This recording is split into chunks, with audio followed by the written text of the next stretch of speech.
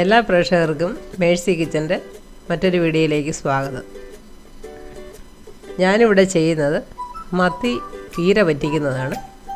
അതെങ്ങനെ ചെയ്തെടുക്കാമെന്ന് നോക്കാം.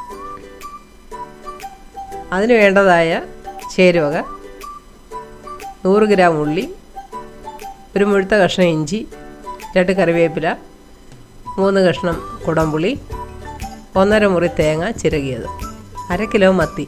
ഇനിയും നമുക്ക് ഈ ചേരുവകളെല്ലാം ചേർത്ത് എങ്ങനെ മത്തി പീര വറ്റിക്കുന്നതെന്ന് നോക്കാം. നമ്മളിവിടെ ഒരു പാത്രത്തിൽ 1.5 മുറി വിളഞ്ഞ തേങ്ങ ചിരകി വെച്ചിട്ടുണ്ട്. ഇതിലേക്ക് 1/2 ടീസ്പൂൺ മഞ്ഞൾപ്പൊടി, 2 ടീസ്പൂൺ മുളക് പൊടി, 2 കരിവേപ്പില, 3 കഷ്ണം കുടംപുളി, 1/2 ടീസ്പൂൺ ഉപ്പ്. ഈ കുടംപുളി ഞാനൊരു 1/2 ഗ്ലാസ് വെള്ളത്തിൽ ഇട്ട് വെച്ചിട്ടുണ്ടായിരുന്നു. ആ വെള്ളവും കൂടെ ചേർത്ത് നമുക്ക് ഈ തേങ്ങാപ്പീര എല്ലാം കൂടെ ചേർത്ത് നമുക്ക് കൈകൊണ്ടൊന്ന് ഞെരടി യോജിപ്പിച്ച് മാറ്റി വയ്ക്കാം.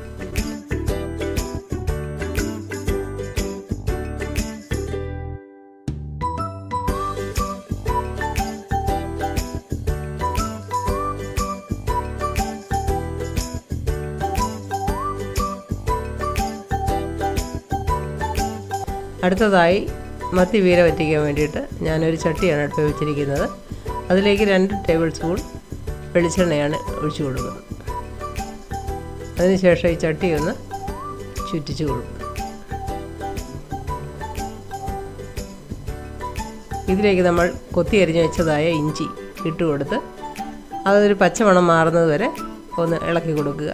അതിലേക്ക് നമ്മൾ നീളത്തിൽ അരിഞ്ഞ് വെച്ചതായ ഉള്ളി ഇട്ട് കൊടുത്തിട്ട് അത് നന്നായിട്ടൊന്ന് വഴറ്റിയെടുക്കുക.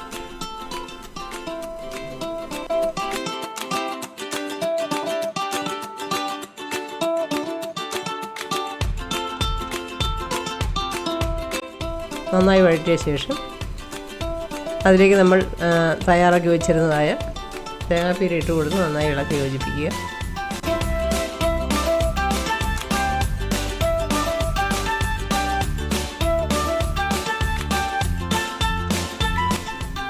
ഇതിലേക്ക് തയ്യാറാക്കി വെച്ചിരുന്നതായ മത്തി 2ആയി മുറിച്ചത് ഇട്ട് കൊടുത്ത് നന്നായൊന്ന് ഇളക്കി യോജിപ്പിക്കുക.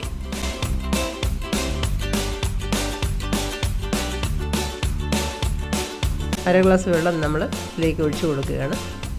ഇത് വേകേണ്ടതിനായിട്ടാണ് ഞാനിവിടെ വെള്ളം ഒഴിച്ചു കൊടുക്കുന്നത്.